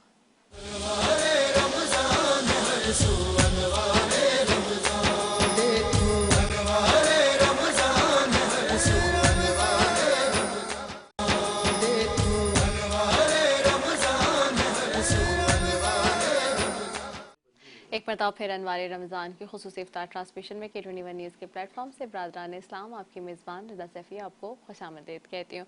और जी अपने मेहमान की तरह भी चलूँगी वापस। फ़रहान, हमने इस साल ख़ास तौर पे ट्रांसमिशन डेडिकेट किया गज़ा और फ़लस्तीन के हवाले से भी। हम देख रहे हैं कि 70,000 से ज़ायद शहादतें हो चुकी हैं, लेकिन उम्मत मुस्लिमा में 57 ममालिक से ज़ायद मुस्लिम ममालिक हैं, लेकिन उसके बावजूद उम्मत एक पेज पे हमें नज़र नहीं आती, जिसकी वजह से हम देख रहे हैं कि इस वक्त सबसे ज़्यादा जो नुकसान हो रहा है वो मुसलमानों का हो रहा है। क्या कहेंगे आप? आई थिंक इसकी शायद बहुत बड़ी वजह ये है, मेरे साथ अल्लामा साहब और मुफ्ती साहब भी बैठे, मौलवी साहब, मौलाना साहब बैठे हैं। मेरे ख्याल से हम तफरुकात में बहुत बढ़ गए हैं और अदम में बर्दाश्त बहुत है, ख़त्म हो गया है, टॉलरेंस ख़त्म हो गई है। तो और फिर हम एथनिसिटीज़ में बैठ गए हैं। अगर पाकिस्तान की लें तो सिंधी, पंजाबी, बलोची, पठान, महाजिर, सराइकी, और ये तफरुकात हर मुल्क के अंदर चले गए हैं। अगर आप जिस मुल्क में, इस्लामिक मुल्क में जाएंगे, मैं खाते जहाँ पे हमारे फिर अरबी और अजमी का फ़र्क ख़त्म नहीं हुआ अनफॉर्चुनेटली, जो हमारे ख़ास खुतबे में कहा था। मैं समझता हूँ कि मुसलमान अगर अपने हमारे हजूर की सीरत पे चलना शुरू कर दें और जो बातें बताई थी और जो कुरान में बताई गई, तो वो सब यूनाइटेड हो जाएंगे। हम अपने रिलीजन से दूर हो गए और इसी वजह से कोई भी, कल हमने एक स्टडी कर रहे थे तो कि लोग अमेरिका को बुरा भला कह रहे थे उसके अंदर, सही, ठीक है। तो हम ऐसी स्टडी कर रहे थे कि अच्छा भाई, अगर आज आपको एक नेशनैलिटी मिलती है, क्योंकि मैं पीएचडी हूँ ना, हम हर चीज़ पे स्टडी करते हैं, हाँ, रिसर्च। हाँ। तो हमने कहा कि भाई तो हमने ऐसे क्वेश्चनियर बनाया और हमने 8,000 लोगों को भेजा। सही, उसका रीज़न सिर्फ ये लिखा था, अगर आपको नेशनैलिटी लेनी है हाँ। तो आप इंग्लैंड की लेना चाहेंगे, अमेरिका की लेना चाहेंगे, यमन की लेना चाहेंगे, सीरिया की लेना चाहेंगे, हाँ, सही है ना। सऊदी अरेबिया और ईरान इसलिए नहीं कहा कि वो तो खैर ज़ाहिर है हमारा एक अकीदा है ना, वो तो एक हाँ। अलग बात है। एक भी मुसलमान मुल्क में नहीं कोई जाना चाहता। फिर हमने दूसरी स्टडी करी कि हमने कहा कि चलो इनको भी डाल देते हैं ना, ईरान और सऊदी अरेबिया, इराक को भी डाल देते हैं। हाँ, तो हाँ उसमें भी सब नहीं गए। उन्होंने कहा हमारे पास, मैंने सवाल पूछा उनसे, हम लोगों की टीम्स थी, ये पीएचडी के स्टूडेंट्स से, तो उन्होंने कहा कि भाई वो तो अगर वीज़ा लगा होगा तो हमें तो ज़्यादा आसानी होती है इन ममालिक में जाने के लिए। तो अभी भी आपको पता है, अगर आप अमेरिका का या ब्रिटेन के वीज़ा के साथ अगर दुबई, सऊदी अरेबिया जाते हैं ना, तो वो फ़ीस कम है एज़ कम्पेयर टू पाकिस्तानी जाते हैं सऊदी अरेबिया, वो फ़ीस ज़्यादा है। तो ये तो हमारे हालात हैं। तो अब कैसे हम लोग हम कैसे और दूसरी बात है कि हमें जो है ना, हो सकता है हम मुसलमान शायद खलीफा का इंतज़ार करते हो, किसी इमाम का इंतज़ार करते हो। रीज़न ये कि हमें जो है मेरी तो खैर इतनी रिलीजियस नॉलेज नहीं है जो होनी चाहिए। आज मैं सीख रहा हूँ और अब ताल्लुक़ भी, सोबत भी रखूँगा आलिमों से, लेकिन ये एक साथ साथ, लेकिन ये जो चीज़ें डिविजन्स है ना, और अदम बर्दाश्त बहुत ज़्यादा है।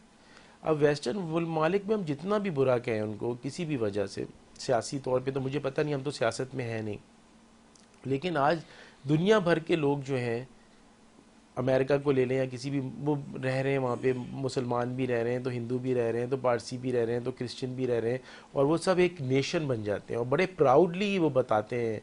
आजकल मैं देख रहा हूँ फेसबुक पे लोग डालते हैं मुझे कैनेडियन नेशनैलिटी मिल गई, तो सिर्फ मेरी गुजारिश ये अपनी आपके प्रोग्राम के तवज्जो के सब ये आदम, आप एक दूसरे की बात को समझें, बर्दाश्त करें और रिस्पेक्ट करें, इज़्ज़त दें और सब यूनाइटेड हो जाएं। और बड़ा गोल होना चाहिए। इस्लाम देखें फिर भी फैलता जा रहा है इतनी मुश्किलात में भी, और फ़लस्तीन के बच्चे बड़े, बल्कि मैं तो क्योंकि डॉक्टर हूँ, कोई भी बंदा, हम एक पेशेंट को बचाने के लिए महीने लगा देते हैं, और वहाँ अस्पतालों में और वहाँ पे वो तो हर ह्यूमैनिटी इटसेल्फ के लिए होना चाहिए। और फ़लस्तीन के अंदर अल्लाह ताला वो वहाँ पे ये मसाइल को ख़त्म करे, बल्कि दुनिया भर जहाँ पे भी ये मसले इस मुबारक महीने में दुआ करते हैं कि जहाँ जहाँ पे भी लोग जो हैं जिनका ये तकलीफ़ से गुजर रहे हैं, अल्लाह ताला उनकी तकलीफ़ों को सॉल्व करे। अब आपको पता है कि हिस्ट्री क्या कहती है, यूरोप में फ्रांस, जर्मनी, इन लोगों ने वर्ल्ड वॉर्स लड़ी।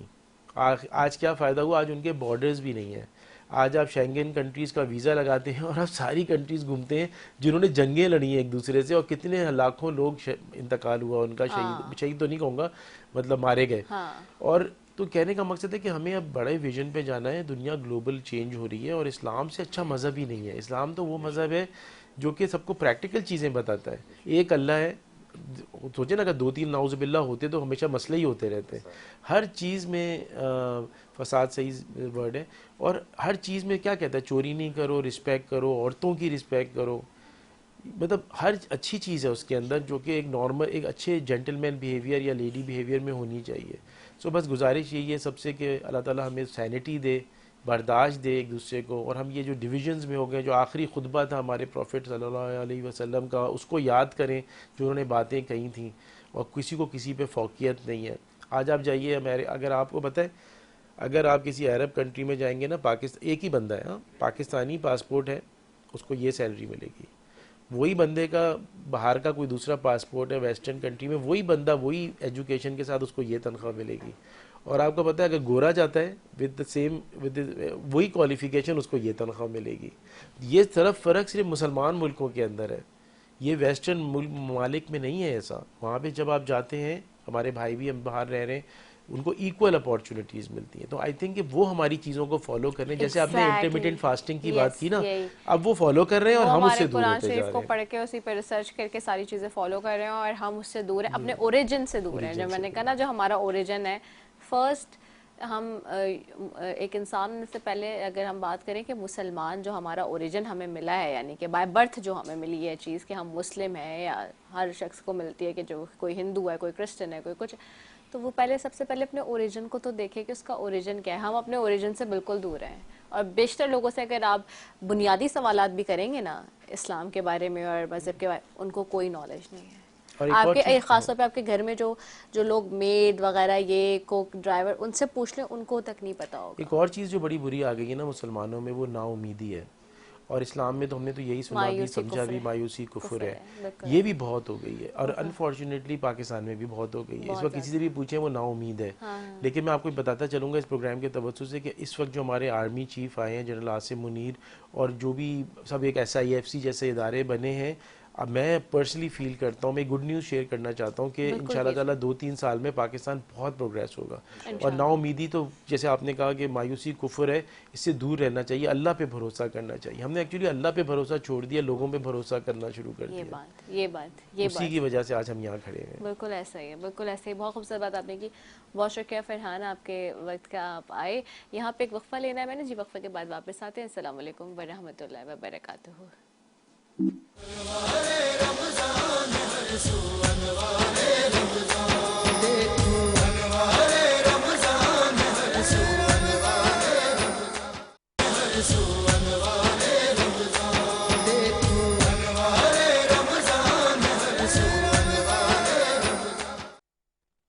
एक मरतबा फिर अनवारे रमज़ान की खुसूसी इफ्तार ट्रांसमिशन में K21 न्यूज़ के प्लेटफॉर्म से बरादरान इस्लाम, आपकी मेज़बान, आपको खुशामदीद कहती हूँ। अच्छा नाजरीन, आज मेरे उस वक्त जहन से भी निकल गया, और आज जैसे कि हम जानते हैं कि 23 मार्च है, और 23 मार्च 1940 को करारदाद पाकिस्तान की पेश की गई, और यौम पाकिस्तान जो है 3 मार्च 1940 की करारदाद पाकिस्तान की याद में मुल्क भर में यौम पाकिस्तान के जोश व खरोश से मनाया जाता है आज ये। और कौमी दिन के हवाले से हम ये कि आज क्योंकि पाकिस्तान का यौम पाकिस्तान है 23 मार्च, और उसके हवाले से जो हम बार बार बात करते हैं, तो बहुत ही खूबसूरत अंदाज में जो है वो आज मनाया जा रहा है। सुबह से परेड भी पूरे चारों सूबों में भी हम देख रहे हैं कि मुख्तलिफ तकरीबात का सिलसिला जारी है, और जो परेड है 23 मार्च की वो भी सुबह से जारी है। और ख़ास तौर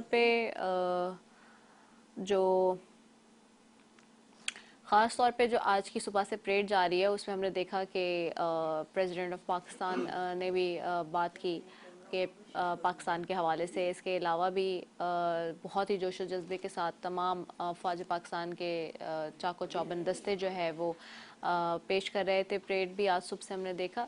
तो 23 मार्च जी आज, और पाकिस्तान का दिन यौम पाकिस्तान जिसको कहते हैं, और 1940 में जब ये करारदाद मंजूरी, तो इस वक्त ये तय हो गया कि पाकिस्तान बनेगा, और फिर 1947 में हमने पाकिस्तान को पाया। और ये आज़ादी जो है वो हमारे बुज़ुर्गों ने बहुत आसानी से नहीं ली। मैं हमेशा कहती हूँ कि प्लेट में लेके इन्होंने ले ली हो, ऐसा नहीं है। इसके लिए लाखों हज़ारों करोड़ों लोगों ने कुर्बानियाँ दी, और फिर उसके बाद जाके हमें ये वतन मिला है, जिसकी हमें कदर व कीमत का अंदाज़ा शायद इसलिए नहीं है क्योंकि हम आज़ाद इसमें पैदा हुए हैं। लेकिन उन लोगों से ख़ास तौर पे जो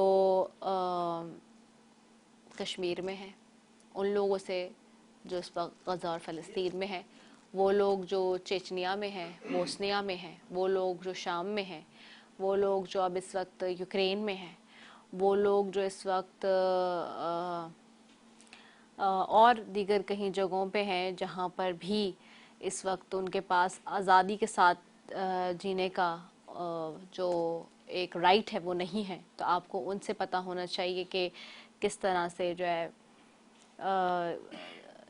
आज़ादी का मतलब क्या होता है। और आज भी आप ये देखिए कि हम देख रहे हैं कि मॉस्को में एक हमले में हलाकतों की तादाद 143 हो गई है और मॉस्को में एक शदीद किस्म का हमला इस वक्त हुआ है।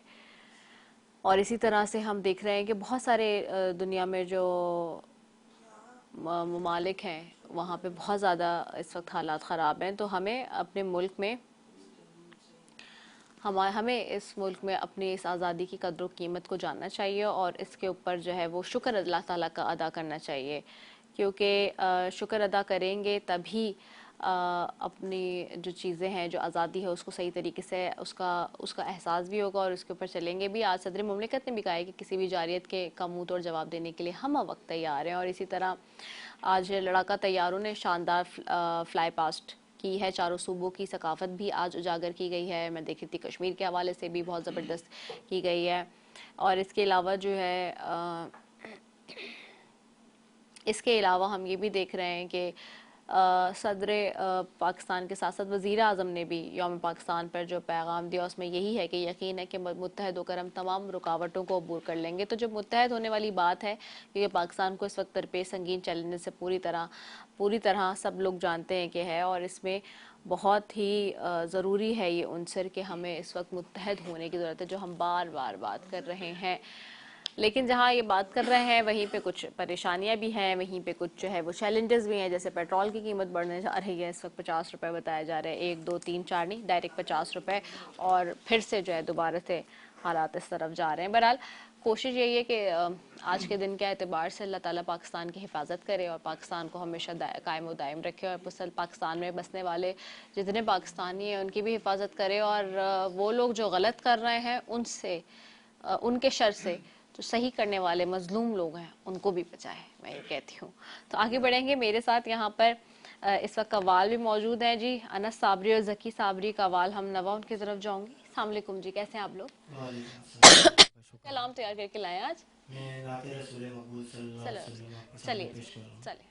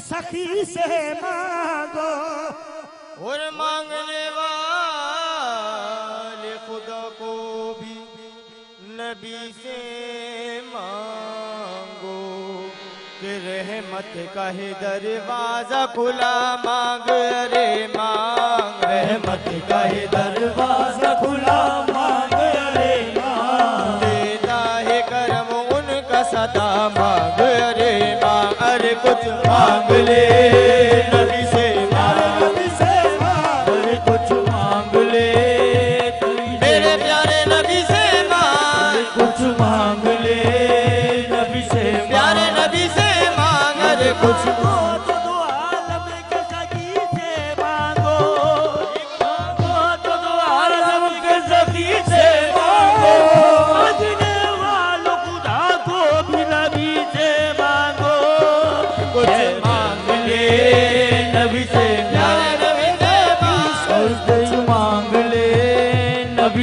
मांग। मायूस ना हो ये बड़े लजपाल कदर है, मायूस ना हो ये बड़े लजपाल कदर है, मायूस ना हो ये बड़े लजपाल कदर है, मायूस ना हो ये बड़े लजपाल कदर है। किस लिए खामोश खड़ा मांग अरे मांग, किस लिए मायूस खड़ा मांग अरे मांग। देता है करम उनका सदा मांग अरे मांग। अरे कुछ मांग ले नबी से, प्यारे नबी से मांग, नबी से मांग ले नबी से, प्यारे नबी से मांग, नबी से मांग ले नबी से मांग। आ जाएगा तैबा से बुलावा भी किसी रोज, आ जाएगा तैबा से बुलावा भी किसी रोज, आ जाएगा तैबा से बुलावा भी किसी रोज, आ जाएगा तैबा से बुलावा भी किसी रोज, आ जाएगा तैबा से बुलावा भी किसी रोज।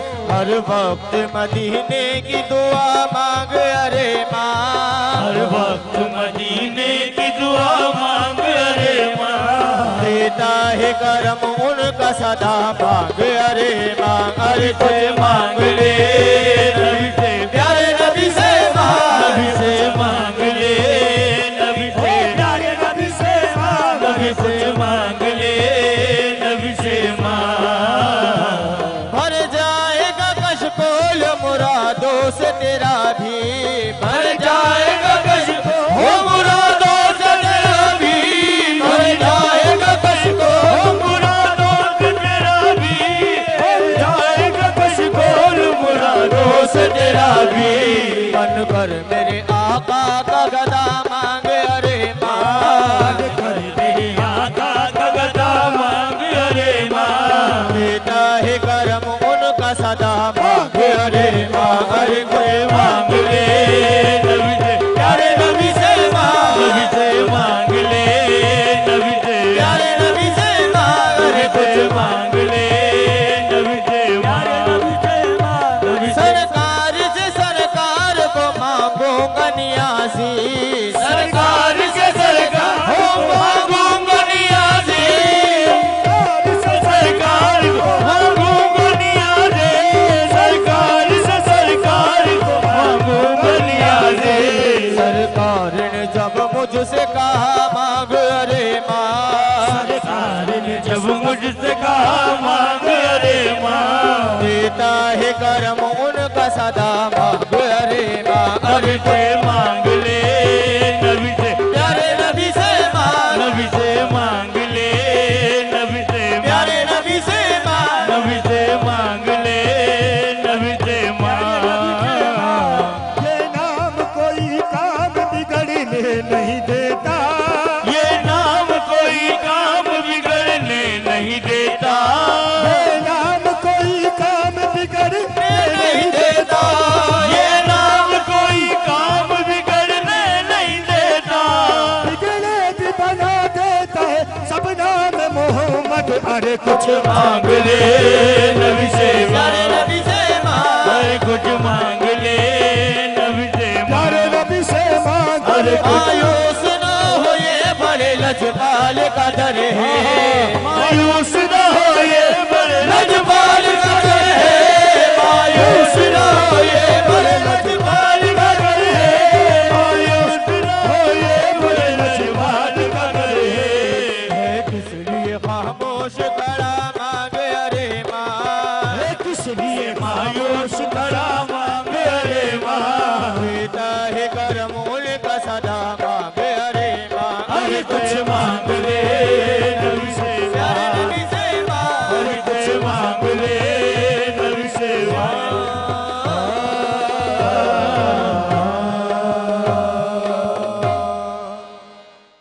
सुभान अल्लाह, सुभान अल्लाह, जज़ाकल्लाह। बहुत ही खूबसूरत कलाम पेश करने की सादत हासिल कर रहे थे जी। और आगे बढ़े नाजरीन और वाक़े पे अपने आ जाएंगे, क्योंकि आज वाक़या मैंने ख़त्म करना है, कल हमने आगे भी बढ़ना है जी। बहुत सारी चीज़ें ऐसी हैं जो कि हमारी जल्दी जल्दी हम कोशिश करेंगे आज पूरी करें। कल हमने बताया था कि जी आग में किस तरह से हज़रत इब्राहीम अलैहिस्सलाम को डाल दिया गया और छुपकली की फूके जो हैं उसमें हज़रत उम्मे शरीक रज़ी ताला अन्हो से मरवी है कि रसूल अकरम सल्लल्लाहु अलैहि वसल्लम ने छुपकली के मारने का हुक्म दिया और फरमाया कि ये इब्राहीम अलैहिस्सलाम पर जलने वाली आग को फूक मार रही थी। बुखारी मुस्लिम इब्न माजा में है। मुसन्नद अहमद में हज़रत आयशा रज़ी ताला अन्हा से रिवायत है कि रसूल अकरम सल्लल्लाहु अलैहि वसल्लम ने फरमाया छुपकली को मारो क्योंकि वो इब्राहीम अलैहिस्सलाम पर आग को फूके मार रही थी। रावी कहते हैं कि फिर सैयदा आयशा रज़ी ताला अन्हा भी उनको मारती थी। फिर आगे बढ़े तो तारीखी कुतुब से में है कि जब इब्राहीम अलैहिस्सलाम आग से सही सलामत वापस आ गए तो नमरूद और उसके लोग बड़े हैरान भी और परेशान भी। इस मौके पर नमरूद ने हज़रत इब्राहीम अलैहिस्सलाम से कहा कि इब्राहीम, क्या तुमने अपने उस रब को देखा भी है कि वो कौन और कहाँ रहता है? हज़रत इब्राहीम अलैहिस्सलाम ने कहा, मेरा रब तो वो है जो जिंदा करता है और मारता है। सूरह बकरा की आयत नंबर 258 में ये है। नमरूद बोला, ये क्या मुश्किल है, ये तो मैं भी कर सकता हूँ। उसने अपने दो गुलामों को दरबार में बुलाया, उनमें से एक को कत्ल और दूसरे को छोड़ दिया। फिर बोला, देखो मैंने एक को मार दिया, दूसरे को जिंदगी दे दी। हज़रत इब्राहीम अलैहिस्सलाम ने उसकी बेवकूफ़ी की बात सुनकर फरमाया, मेरा अल्लाह तो सूरज को मशरिक से निकालता है, तुम उसे मगरब से निकाल दो। ये भी सूरह बकरा की आयत नंबर 258 में है। हज़रत इब्राहीम अलैहिस्सलाम कि इस सवाल का नमरूद के पास कोई जवाब नहीं था। चनाचा वो हवास बाख्ता होकर दरबार से उठकर चला गया। आग में डाले जाने के बाद हज़रत इब्राहीम अलैहिस्सलाम ने बाबिल से हिजरत का इरादा फरमाया और फिर एक दिन अपने अहले खाना के साथ हिरान नामी इलाके में हिजरत कर गए। हज़रत इब्राहीम अलैहिस्सलाम ने बाबिल ही में अपनी चचाजाद बहन हज़रत सारा से शादी कर ली थी। फिर अल्लाह ताला ने आपको बैतुल मक़दस जाने का हुक्म फरमाया। उस तक आपकी उम्र 75 साल थी। बैतुल मक़दस में कुछ अरसा क़याम के बाद आप मिस्र हिजरत कर गए और वहाँ चले गए। उसके बाद हज़रत इब्राहीम जिस तक मिस्र पहुँचे तो वहाँ फ़िरौनों की हुकूमत थी और उमर बिन अमरुल कैस वहाँ का फ़िरौन यानी कि बादशाह था जो नहायत अय्याश, ज़ालिम और जाबिर था। किसी ने बादशाह को बताया कि हमारे शहर में एक परदेसी आया जिसके साथ एक हसीन और जमील औरत भी आई है। फ़िरौन ने यह सुनकर फौरी तौर पर हज़रत इब्राहीम अलैहिस्सलाम को दरबार में तलब किया और हज़रत सारा के बारे में सवाल जवाब किया। हज़रत सारा अल्लाह की बरगुज़ीदा बंदी थी और उन्हें अपने अल्लाह पर बड़ा यकीन था। चुनांचे वो तलब करने पर बादशाह के पास तशरीफ़ ले गई। बादशाह ने जब उन्हें देखा तो खुद पर काबू न रख सका और बुरे इदारे से उन्हें पकड़ने के लिए आगे बढ़ा। हज़रत सारा अलैहिस्सलाम उस वक्त अपने रब से दुआ में मसरूफ़ थी। जैसे ही फ़िरौन आगे बढ़ा उसके कदम ज़मीन में धंस गए। बादशाह बदहवास हो गया और जल्दी से बोला, तो मेरे लिए अल्लाह से दुआ करो, मैं तुम्हें तकलीफ़ नहीं पहुँचाऊँगा। हज़रत सारा ने दुआ फरमाई कि अल्लाह, अगर ये मर गया तो कहाँ जाएगा, मैंने इसे कत्ल किया है, ए अल्लाह तू इसे आज़ाद कर दे।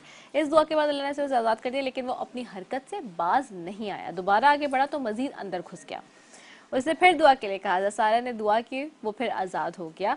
रावी कहते हैं कि तीसरी या चौथी बार में वो पुकार उठा और अपने दरबारी से कहा कि तुम मेरे पास किसी इंसान को नहीं लाए हो। फिर उसने हज़रत सारा को इज़्ज़त और एहतराम से रुखसत किया, बल्कि एक खातमा हज़रत हाजरा भी उनकी खिदमत में पेश की। कई मुहक्किकीन इसके मुताबिक कहते हैं कि जी के मुताबिक जो है ये कहा जाता है कि हज़रत हाजरा बादशाह की लौंडी नहीं थी बल्कि बेटी थी। हज़रत सारा हज़रत हाजरा को साथ लेकर हज़रत इब्राहीम के पास तशरीफ़ लाएँ तो देखा कि वो नमाज में मसरूफ़ हैं। फारिग होकर बीवी से सवाल किया कि क्या हुआ। हज़रत सारा ने जवाब दिया कि अल्लाह ने काफिर के मकर को रद्द कर दिया और फाजिर की बुराई को उसके सीने में दफन कर दिया। फिर इसके बाद इस वाक़े के बाद हज़रत इब्राहीम दोबारा फ़लस्तीन मुंतकिल हो गए। कुछ अरसा बीता तो एक दिन हज़रत सारा ने हज़रत इब्राहीम से फरमाया कि मैं चाहती हूँ कि आप हाजरा से निकाह कर लें, शायद अल्लाह आपको औलाद की नेमत से नवाज दे। उस वक्त तक आपके यहाँ औलाद नहीं हुई थी। और फिर हज़रत सारा ने आपका निकाह हज़रत हाजरा से करवा दिया। अल्लाह ताला ने साल भर बाद ही हज़रत हाजरा के वतन से हज़रत इस्माइल को पैदा फरमाया। बाद हज़रत इब्राहीम अल्लाह ताला के हुक्म से हज़रत हाजरा और नौमूलूद बेटे को लेकर फ़लस्तीन से नामालूम मंजिल की जानिब चल पड़े। उसके बाद हज़रत इब्राहीम ने अपनी ज़ौजा और लख्त जिगर के साथ सहराओं, पहाड़ों और मैदानों को अबूर करते हुए एक ऐसी वादी में पहुंचे जहां दूर दूर तक शरीर पर ना थी और ना ही पानी का नामो निशान। लेकिन हैरान कुन तौर पर इस वादी के दरमियान एक बूढ़ा दरख्त न जाने कब से अपने मकीनों के इंतजार में तनहा खड़ा था। हज़रत इब्राहीम ने अहलिया को दूध पीते मासूम जाने जगह समय दरख्त के नीचे बिठाया, खजूर का थैला और पानी का मशकीज़ा पास रखा और कुछ कहे बगैर वापसी के लिए पलटे। हज़रत हाजरा ने जब ये देखा तो लपक कर दामन पकड़ा और बोली, इब्राहीम, हमें इस दश्त बियाबान में छोड़कर कहाँ जा रहे हैं? हज़रत हाजरा के बार बार फरियाद करने पर भी आप खामोश रहे तो उन्होंने अर्ज़ किया, इब्राहीम, क्या ये अल्लाह का हुक्म है? आपने फरमाया हाँ। हज़रत हाजरा ने सुना तो बड़े यकीन और एतमाद के साथ फरमाया, हमारा परवरदिगार फिर हमें ज़ाया नहीं फरमाएगा। हज़रत इब्राहीम आगे बढ़ गए, लेकिन अच्छा, इसके बाद फिर एक मज़ीद तफसीली सारा मामला है, तो आज का किस्सा यहीं तक जो रखेंगे।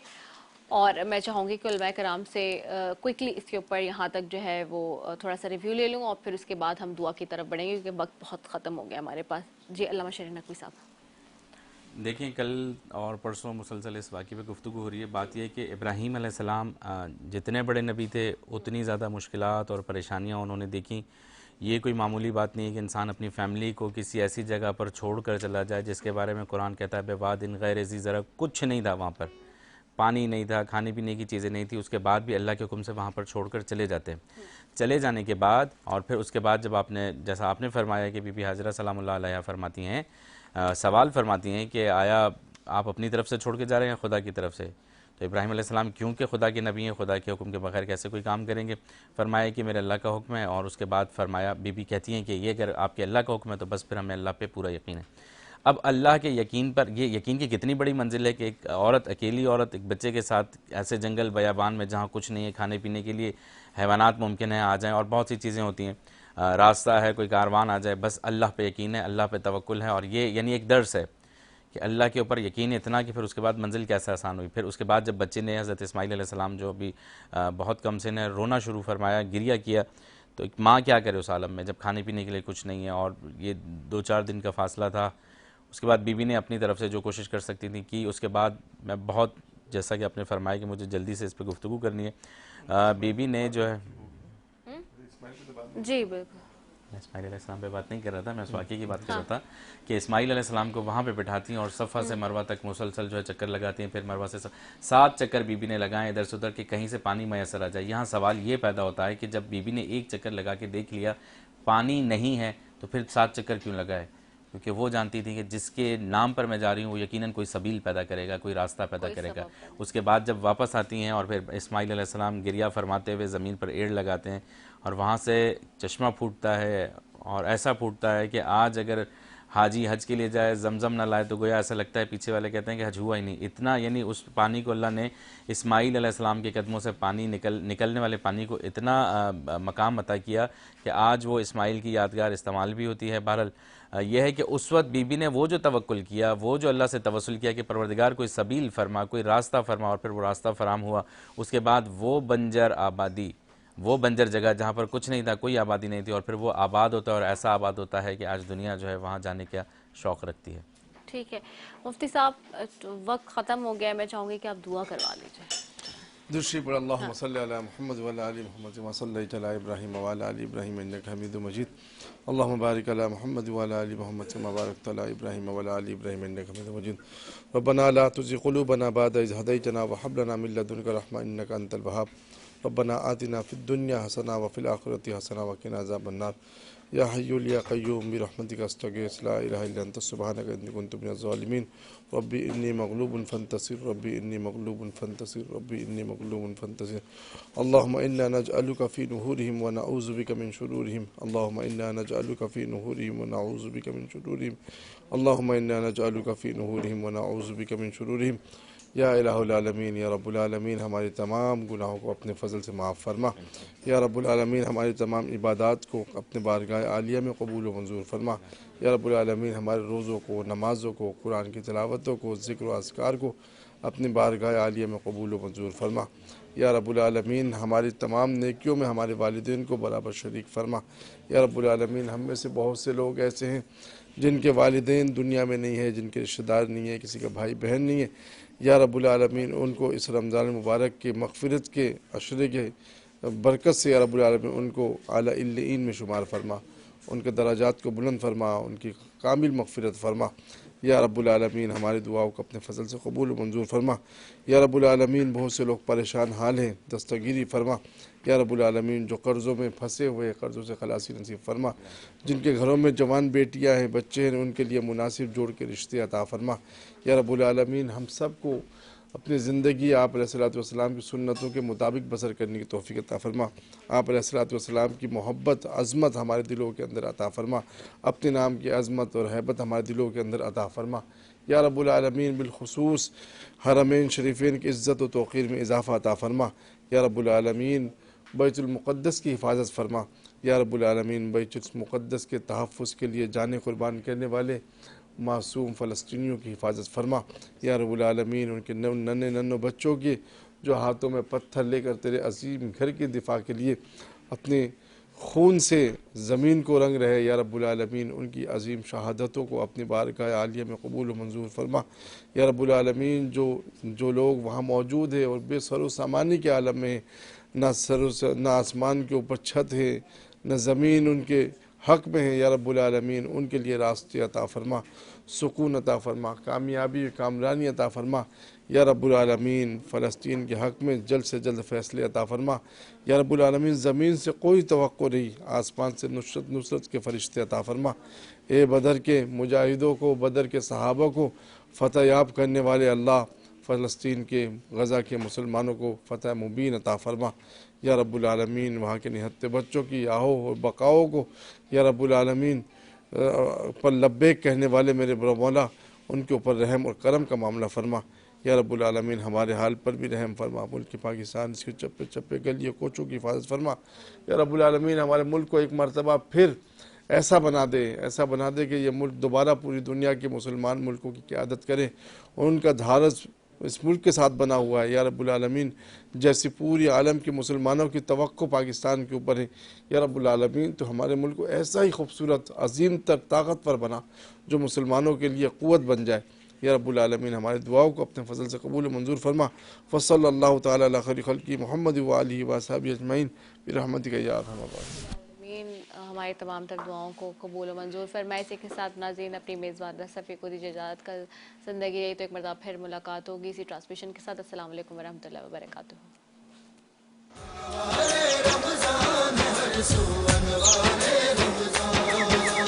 रंगो नूर की बारिश हर जा, रहमत ही रहमत है हर पल, हर मस्जिद हर घर में रौनक, बरकत ही बरकत है हर पल। कर ले अपनी बख्शिश का इस माह में कुछ सामान।